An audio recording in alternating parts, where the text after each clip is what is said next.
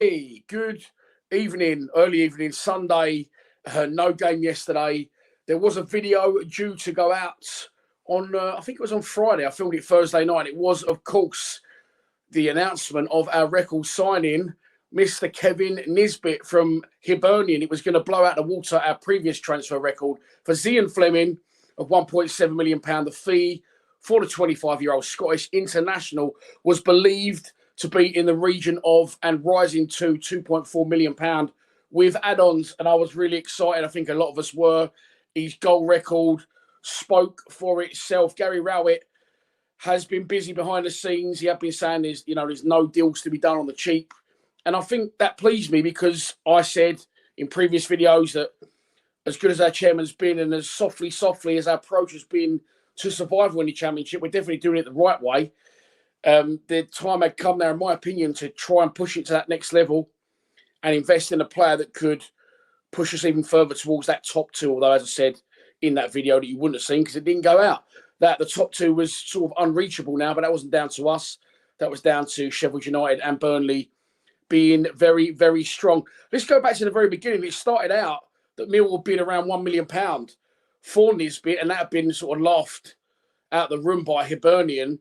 I said to my mate on the phone at the time, I believe that's happened because he has had that injury. And if you don't know what the injury was, it was an ACL injury that he picked up last February, and he's only just returned to action. However, since his return for Hibs, he has scored 6 goals in 7 games. Look, we know we're Millwall. We're always trying to do a deal, and there's nothing wrong with that. You know, we are one of the lowest clubs in terms of finances and budget in the Championship. And we've proved now with Zian Fleming that these gems and these deals can be done. Fleming's price must have at least doubled since he's come to us. I think 11 goals in the Championship so far, being watched by a lot of clubs. And eventually, I think he'll probably go on to a higher level.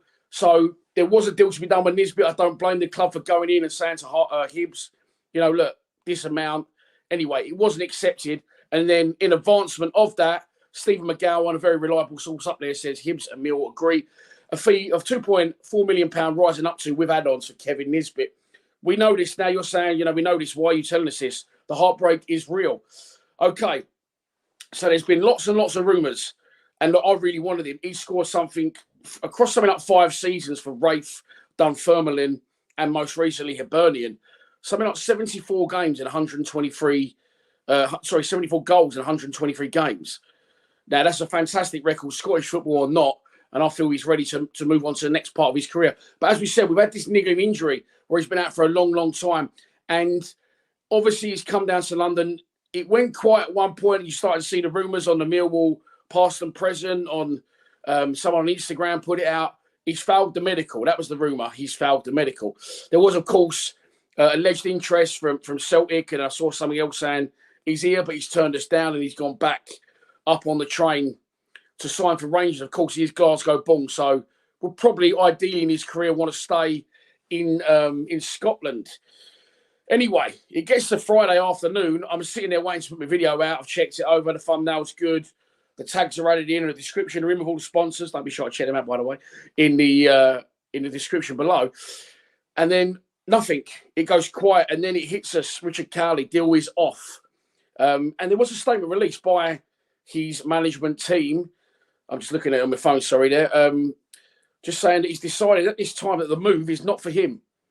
There was pictures of him online emerging with an overnight hodl and then with a suitcase, and people were saying, if you've been here 2 days and you bought your suitcase, surely not. Surely you've not decided against it. I mean, yes, okay, we are a little bit of a controversial club at times, but I think anyone I've ever spoke to on the lockdown interviews, any ex-player comes down here, sees what it's all about and says, yeah, I'm all over it. I'll have it. I can't see that he's come down and turned it down. Now, I need to be very, very careful what I say here. I hear a lot of rumours. I see a lot of rumours. I get some information from very reliable sources. Information I never asked for, by the way. So people just choose to tell me. And I don't ever put it out if it's going to jeopardise the channel or the club, because I've learned the hard way about things like that in the past. I've heard a lot of things, and I'm going to tell you this as my opinion. Reading between the lines, I think he's failed his medical. That's what I think's happened. I could be wrong, and I'm not saying I know concrete that he's failed his medical. As I say, it's my opinion, how I've chosen personally to read between the lines, and I could be wrong, but I think he's failed his medical, if I'm honest. And obviously they can't say he's failed his medical because he puts in jeopardy the player, the representatives of that player, and any future move he might get outside of Millwall Football Club. And I'm going to say this now as well. With us as a club, and actually one of my mates called me on Thursday night. I went, I'm hearing rumours he's failed his medical. And I went, mate, we're not Man City. I said, look, we ain't Man City. I said, you know, it's probably run from here to there, come back, touch your toes 3 times. Well done, you passed the medical. And that hasn't happened. And on reflection, I think it's probably because we're not a team like Man City that we are more cautious. And I'm not criticising the club here or the staff, the medical staff. I'm actually praising the club here because we all want him. And we'll all be screaming and shouting now if we don't get anyone else in by, I think it's Tuesday, by the way, the transfer window closes. I will be doing a live stream for that.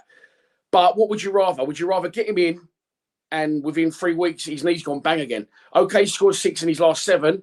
But to me, for him to, and I believe he has failed the medical, it's just my, you know, what I'm reading between the lines. I don't know anything concrete, but I choose to believe, in my own opinion, that's probably what's happened. That's what I'm making the situation. Now, we've seen it before in the past. And as I said, I think it's because we are that sort of club. You know, this is a fucking lot of money to us. It would be chicken feed to the Man Cities of this world, the Liverpools of this world, and even the higher, you know, the higher teams in the division that we're in. It will be chicken feed, ashtray money. But for us, it's fucking all we've got. So we are being very cautious with that. And we've seen it before. Bartosz Bulkowski failed a medical, actually came back twice, didn't he? And we ended up getting Bart for a pittance next to nothing instead of the original 900 grand that Ipswich wanted. Ironically, we signed Frank Fielding as a replacement. He pops his quad in his first game, never really played for us, and Bart has not had any trouble since. Sean Hutchinson as well. You know, we got him in on for a free, and we saw the better side of that. He came through the early injuries for us and progressed. And another one as well is Daniel Ballard. No, we opted. You know, we tried to get Daniel Ballard and we was hearing his medical issues with him as well. But he's gone on to do all right for Sunderland. I think the club, unfortunately, in my opinion, is what I'm getting to. Short story long, as much as it pains me to say it, as much as I wanted him at our club, if he has failed the medical, I could be wrong. The club have done absolutely the right thing. And do you know what? If he has decided to not join us, which I personally can't see, then I'm satisfied the club has done everything they can to get it over the line.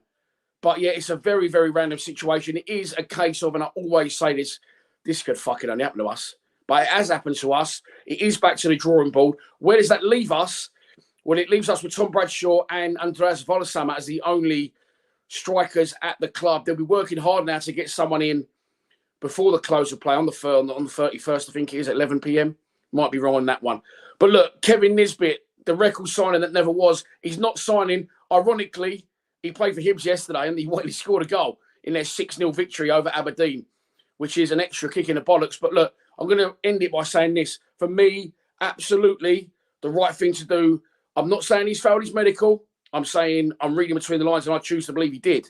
And if he did, then the club have done absolutely the right thing because we could have bought him. He could be flying a couple of months down the line. His knee goes again.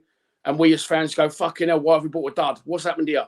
Why have we done a record deal on this guy? Another one, another Paul Goddard bites the dust. So they've held strong. They've not signed him.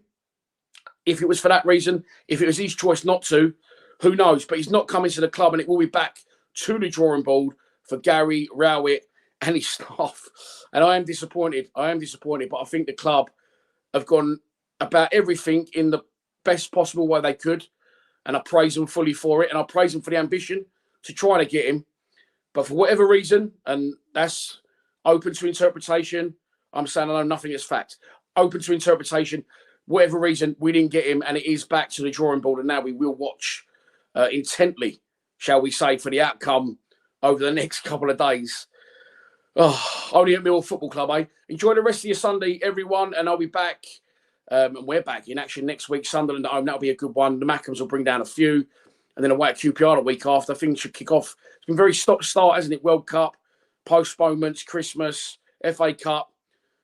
But we'll be back in the mix next Saturday. I'll be back for a live stream for the transfer window closing on Tuesday, I believe that is. And then preview Thursday, as you were I'll get my laptop back at some point as well if I can track down the geezer that's fixing it. Please subscribe to Lions TV. Come on, you Lions.